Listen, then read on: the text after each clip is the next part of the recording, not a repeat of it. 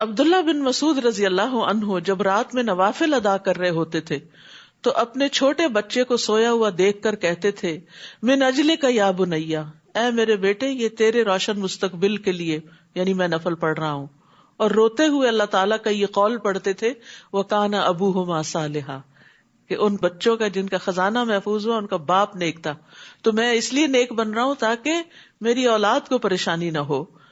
ابن مسیب کہتے ہیں اے میرے بیٹے بے شک میں نے تیرے فائدے کی خاطر اپنی نماز کی رکعتیں یا قیام زیادہ کر لیا، یعنی بچوں کے فائدے کے لیے نمازیں زیادہ کر دی. اور یہ نوافل، فرض تو سب کے اپنے اپنے ہی ہوتے ہیں، نوافل زیادہ کر لیے اس امید پر کہ تمہارے بارے میں میری حفاظت کی جائے گی، نہیں مجھے تمہاری طرف سے کوئی پریشانی نہیں دیکھنی پڑے گی. یاد رکھیے اولاد کی پریشانی جو ہوتی ہے وہ ماں باپ کو اپنی پریشانی سے بھی آگے ہوتی ہے. وہ اپنے آپ کو بھول جاتے ہیں، اپنا دکھ بھول جاتے ہیں، لیکن بچوں کا دکھ ان سے دیکھا نہیں جاتا. تو پھر وہ یہی آیت تلاوت کرتے تھے وَكَانَ أَبُوهُمَا صَالِحًا. تو یاد رکھیے کہ جب اپنے بچوں کے اندر کوئی خرابی دیکھیں، ان کے اندر بگاڑ دیکھیں، ان کے اندر دین سے دوری دیکھیں، تو اپنی نماز، اپنی عبادت، اپنا صدقہ خیرات اور اپنی اصلاح کی طرف توجہ دیں. تو انشاءاللہ جب آپ کے اندر خیر آئے گی تو وہ خیر بچوں میں بھی ٹرانسفر ہوگی، وہ بھی اس سے فائدہ اٹھائیں گے. اور اکثر لوگ بچوں کو یہ تانا بھی دیتے نا تم کیا ہو، تم تو اپنے ماں باپ کی وجہ سے ہی سب کچھ ہو. تو یہ ہر ایک کے لیے ہوتا ہے، کسی خاص بچے کے لیے نہیں ہوتا. سب بچے اپنے ماں باپ ہی کی وجہ سے کچھ بنتے ہیں، یعنی اللہ کا فضل تو obviously ماں باپ پر ہوتا ہے کہ وہ جو بچوں کے اندر محنت کرتے ہیں، لیکن بچے والدین ہی کی وجہ سے آگے بڑھتے ہیں. وہ والدین ہی ان کو یہودی یا عیسائی یا مجوسی بنا دیتے ہیں یا پھر یہ کہ دین فطرت پر لے آتے ہیں. تو یہ ایک بہت بڑا کردار ہوتا ہے ماں باپ کا، یعنی پیرنٹنگ میں یہ اصول ہمیشہ یاد رکھیں. ہم بظاہر بہت سارے طریقے اختیار کرتے ہیں لیکن یہ والی بات بھول جاتے ہیں کہ بچہ اگر جھوٹ بول رہا ہے تو کہیں ہم نے تو نہیں بولا، بچے نے اگر کہیں کوئی چیز آگے پیچھے ہیرا پھیری کی، کہیں بچپن میں ہم نے بھی تو ایسا غلط کام نہیں کیا تھا. تو انشاءاللہ جب آپ اپنی اصلاح کر لیں گے، آپ اپنی غلطیوں پر توبہ کر لیں گے تو پھر انشاءاللہ آپ کے بچوں کے اندر بھی خیر ہوگی. وَيَسْأَلُونَكَ عَنْ ذِي الْقَرْنَيْنِ قُلْ سَأَتْلُو عَلَيْكُمْ مِنْهُ ذِكْرًا. لوگ آپ سے ذوالقرنین کے بارے میں پوچھتے ہیں، آپ انہیں کہیے کہ ابھی میں اس کا کچھ حال تمہیں سناؤں گا. بلا شبہ ہم نے اسے زمین میں اقتدار بخشا تھا اور ہر طرح کا ساز و سامان بھی دے رکھا تھا. چنانچہ وہ ایک راہ پر چل کھڑا ہوا، یعنی اس نے کچھ اسباب اختیار کیے کیونکہ اللہ تعالیٰ نے اس کو زمین میں بادشاہت عطا کی تھی اور ہر طرح کے وسائل، ریسورسز بھی دے رکھے تھے. تو جب اللہ تعالیٰ وسائل دے، اختیار دے، اقتدار دے تو انسان کو اچھے اچھے کاموں میں اپنے ان سب چیزوں کو استعمال کرنا چاہیے. حتیٰ کہ وہ سورج غروب ہونے کی حد تک پہنچ گیا، اسے یوں معلوم ہوا جیسے سورج سیاہ کیچڑ والے چشمے میں ڈوب رہا ہے. وہاں اس نے ایک قوم دیکھی. ہم نے کہا اے ذوالقرنین تجھے اختیار ہے، خواہ تو ان کو سزا دے یا ان سے نیک رویہ اختیار کرے. یعنی ہم نے تجھے اتنی اتھارٹی دی ہے کہ چاہے تم ان کو سزا دو یا ان پہ احسان کرو، کوئی فرق نہیں پڑتا، تو ہم تم سے نہیں پوچھیں گے.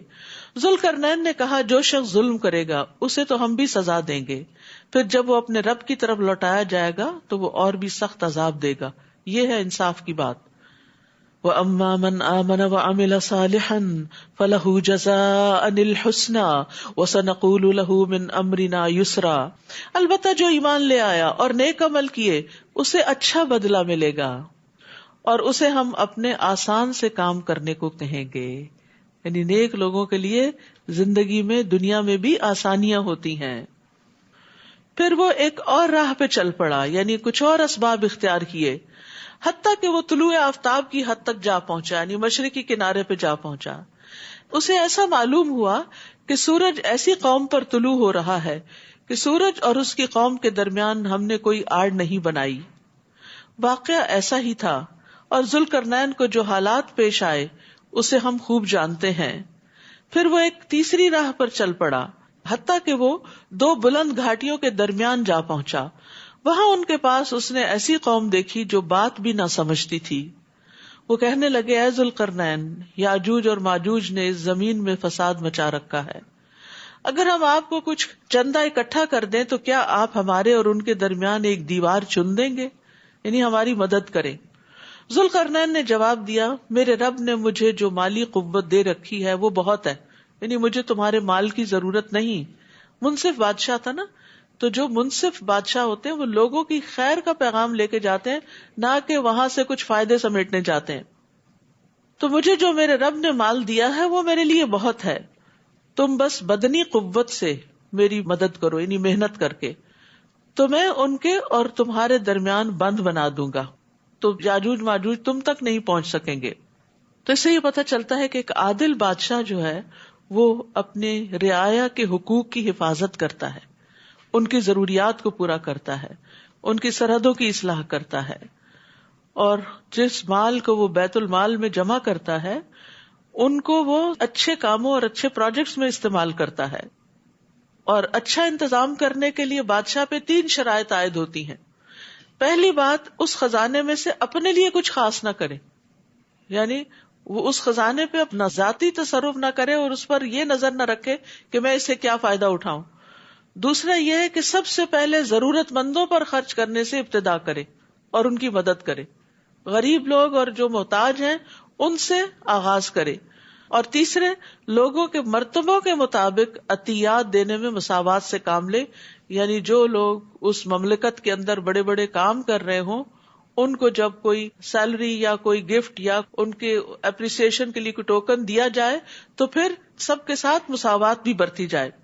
لیکن جو رعایا کی ضرورت پوری نہ کرے اس کے لیے وعید بھی ہے. رسول اللہ صلی اللہ علیہ وسلم نے فرمایا، اللہ عز و جل جس شخص کو مسلمانوں کے امور کا والی اور ذمہ دار بنائے اور پھر وہ ان کی ضروریات، حاجت مندی اور فقیری میں ان سے ملنے سے گریز کرے تو اللہ بھی اس سے حجاب فرما لے گا، جبکہ وہ ضرورت مند ہوگا، محتاج ہوگا اور فقیر ہوگا.